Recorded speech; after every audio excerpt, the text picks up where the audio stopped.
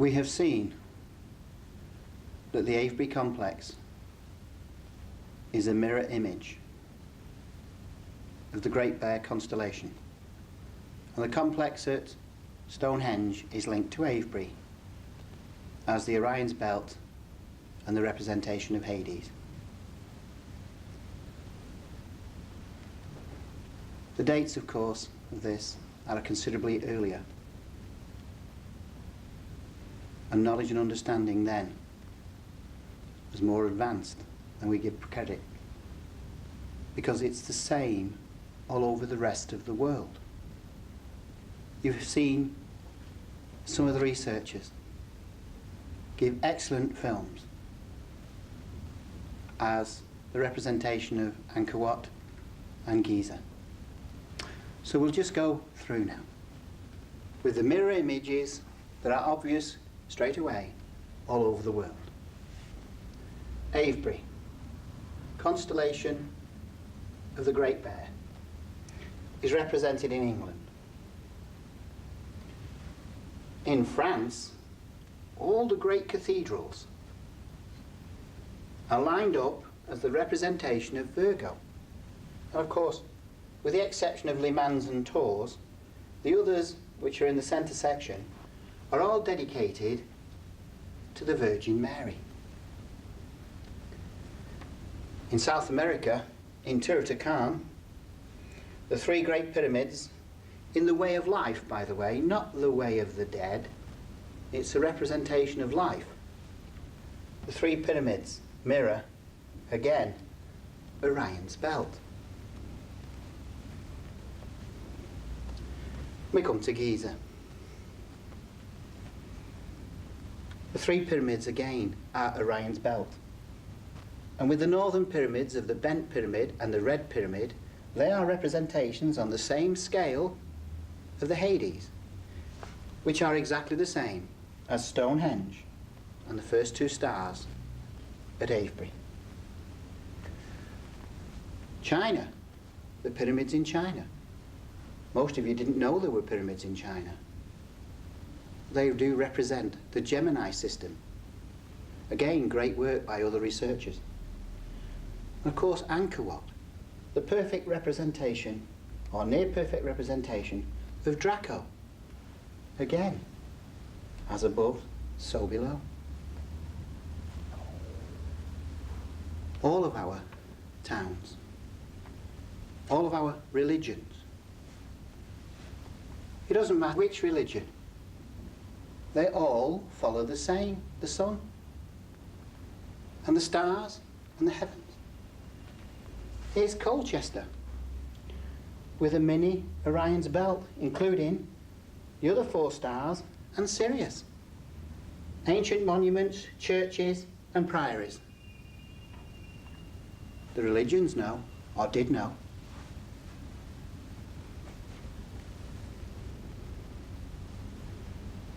All these are all built all over the world by different people at different times, all representing the same, of different religions. They were all built by people on this earth. Today, the earth is covered in gigantic monuments, so big and so vast that we can't really see them, because the size and scope are spread out over most of the earth. We walk across lines and not know they're there. The Nazca lines in South America, they built a main highway right across them without anyone realizing they were there. We all walk through the history of the earth all of the time, but the scale is so big we don't see it. The way it was laid out is quite stunning. In England we have some of the most unusual monuments, and the most renowned of all is Stonehenge, and Avebury, Silbury Hill, and the large mass of unexplained mounds, tumuluses, and earthworks that make up the Downs. Well, now we are going to explain to you what these are. And we'll do this by pointing out the complex at Avebury and Silbury Hill. It's been an enigma. The dates for building of Stonehenge and Avebury have varied from 2000 to 9,000 years BC. The intelligence and knowledge to build Avebury and Silbury is far beyond any possibility when you see its major plan than the credit we give to the ancients. For we have found out that the as above so below aspect is a reality, and that nearly all of the ancient monuments are built as a representation of the star systems above, and each tumulus represents different stars in different aspects, and some of these spread over enormous swathes of the country. And when you start to put them together, a plan and a pattern emerge. We have found that Avebury and Silbury Hill are the lead stars on the plough or the centre of the Great Bear constellation. Avebury itself, the large ring with two inner stone circles, sits at the front part of the star on the plough. Silbury Hill is a representation of the secondary one. But can I tell you that it's not one representation, Avebury. It's at least four, three of which we have completely decoded, and which we'll now explain in great detail. When you overlay the map and check out the system, Avebury, this star, Silbury Hill, this star. The representation of this star is a gigantic tumulus. Here, with a stellar on the top, in exactly the right position. And up here, this is also a tumulus, built exactly in the right spot along the top of the ridgeway. And there are tumuluses representing the other two stars in exactly the right spot. And the final tail star is at the rear of the Churhill monument. Here. And they make up the representation of the plough. In the 17th century, a man named Stukely visited Avebury, and he drew up then as it was, with the stones. Unfortunately, the majority of the stones have been since removed by the farmers and other landowners. So the two passageways have all but disappeared.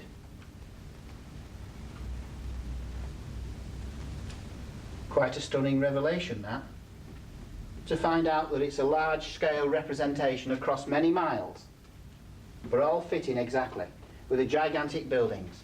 Silbury Hill is the largest man-made monument, Neolithic age, in Europe.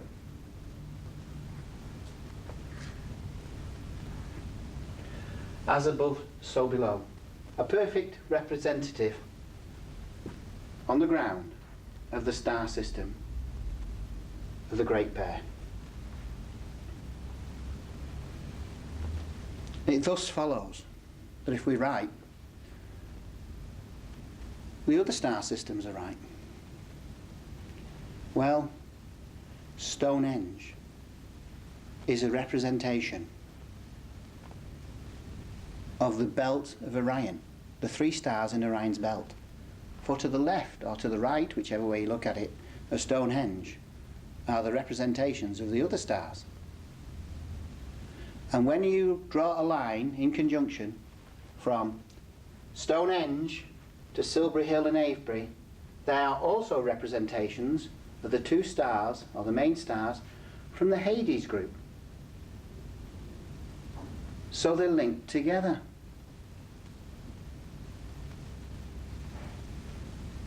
But Avebury is more. It's much more.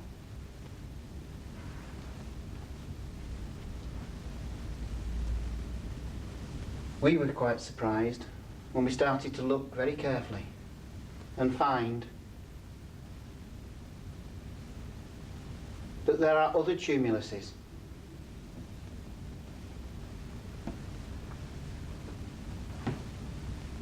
And when drawn together, they produce what's known as the Tree of Life, which is the ancient Hebrews' way of life, or the way to live your life.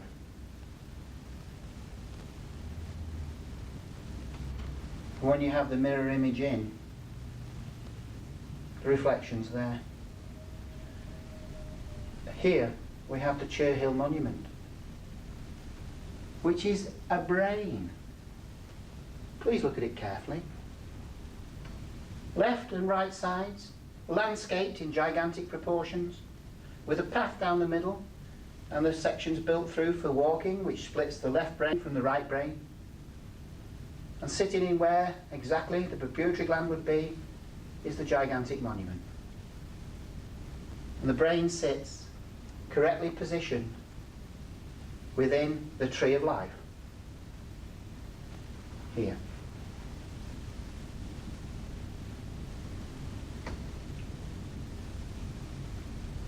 This is based on the religious aspects, the early religions, which have followed through today into the latest religions, the New Age movement. It's deep into many of the aspects. So when we find that this is also a representation of the Tree of Life, we're quite stunned. The representation is the way to live your life. It's the story of your soul, your inner body, and your physical soul. This is the early Hebrew one. Guess what? It's also the Babylonian one. So the Babylonians and the Hebrews had the same understanding of the way to live the life. A crop circle appeared of the Tree of Life, which helped us to decode it. Now when you make a three-dimensional model of the Tree of Life, it produces a tetrahedron style pyramid, elongated. And guess what we have here? On the rim of the crater at Avebury is a tetrahedron pyramid.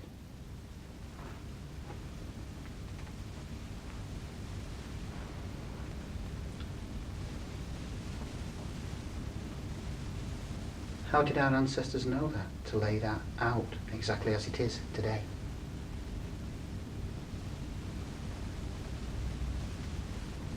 We should look even deeper. When you follow today the Tree of Life, it becomes the flower of life, which certain religions state is the blueprint of mankind. Surprise, surprise. The layout of Avebury itself is the flower of life.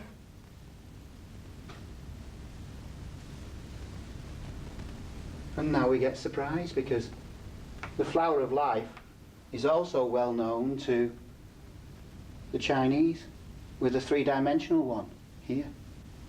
It's also the basis of many of the Islamic religions. So we've had four links very quickly to Islam, China, Hebrew, and Babylonian. Is this the basis of all religions? I think you'll find out it is. Quite a surprise.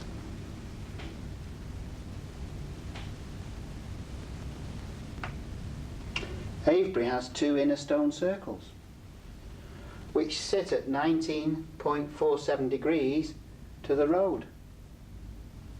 We were helped to find that by having another crop circle appear, which when laid over Avebury shows exactly what it is.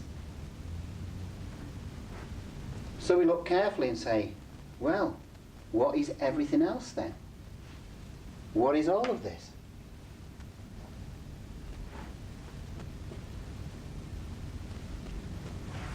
We have many links.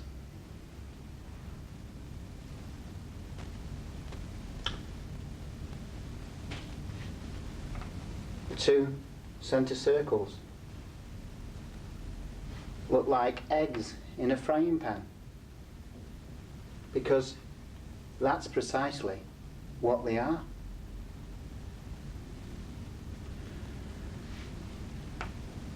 It's the splitting of the ova within the egg, within the womb of Mother Earth.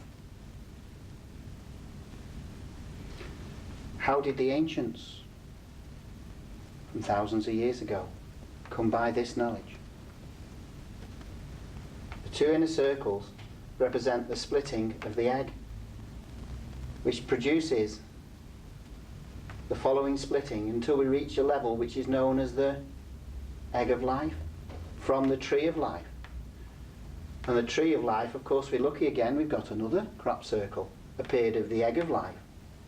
And we've also got the tube torus, which of course was the beginnings of life, which also appeared near Avebury. And when we come the other way, here we have the subatomic particles. The subatomic particles, the two interlocking circles of the core of everything that begins. And we have a crop circle showing that. And this is one of the bases of all religions, because from the subatomic particle we get the sign of the fish, Christianity, Jesus.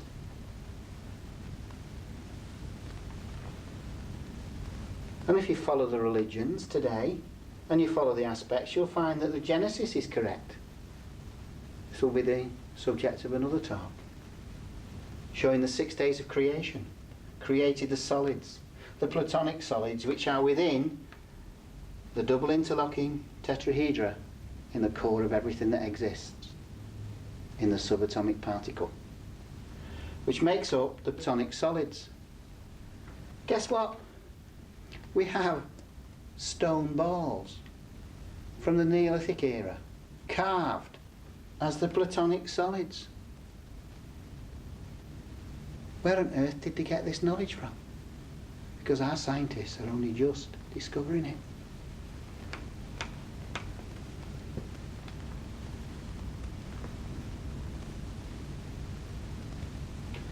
So what else is Avebury? Well, we are quite surprised to find we have long barrows. And a long barrow is a representation of the female part, or the female energy. And you have two tubes, which are representations of the fallopian tubes. And at the end of each tube you have long barrows. And the long barrow at West Kennet, on a certain day, the sunlight will travel right to the very back and strike the stone with inside. It's a representation of the light activating. As above, so below. And Silbury Hill is a spiral, which represents mathematics, which represents the spirals of energy.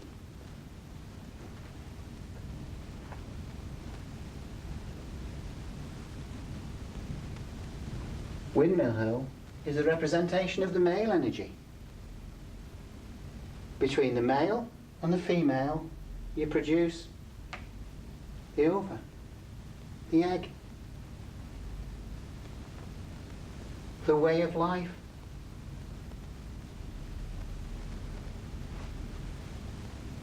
Silbury Hill is a representation of a circle. It's a circular pyramid and a spiral. There's another one similar to that in Marlborough with a spiral still on it. And the ancient Britons used to dance up it in a spiral to show that they were at one with the universe. Here we have a spiral. Here, this tumulus is a representation of the five sides. The five-sided aspect.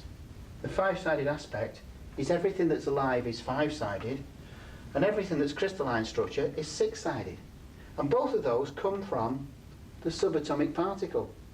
For the five-sided geometry is on one side, and the six-sided is on the other side.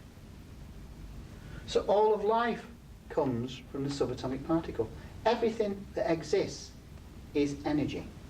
For all that is energy in different frequencies.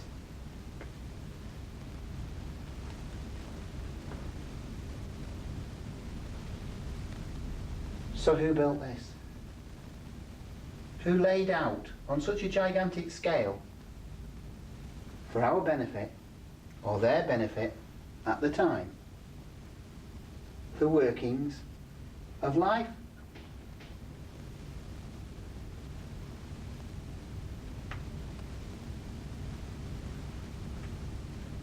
It's quite surprising. We have the DNA spiral showing you the DNA within life. We have the male sperm at Windmill Hill showing you the reverse aspects, the other side. It's all here. And that is what all of our star systems are. A representation, as above, so below. All the monuments that were not used as burial mounds all over the earth reproduce heaven's mirror and are a cosmic reflection on the ground, what is so big and so vast. Don't take my word for it. Go and check it out yourselves. Get your local map and put little circles around all the ancient monuments and include the churches and the cathedrals and see which star systems they represent. Now, within the flower of life is the three-sided tetrahedron pyramid on two levels, giving us the double interlocking tetrahedra, which of course is the platonic solid, or the core of all energy. This is also represented at Silbury Hill with the spirals of energy, which of course again is split to this mound. Now, the surprising thing is it's in two scales, because there is a secondary model of this. Avebury then becomes the whole of the Bowland Valley, which is 4 miles in diameter. And on the ridge at Badbury Camp is another tetrahedron pyramid. And we then substitute Silbury Hill for Stonehenge. The 5-pointed pyramid then becomes Glastonbury.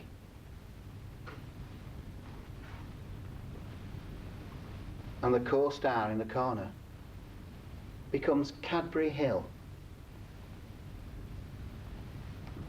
Oh dear, a second scale model, exactly the same, in two scales,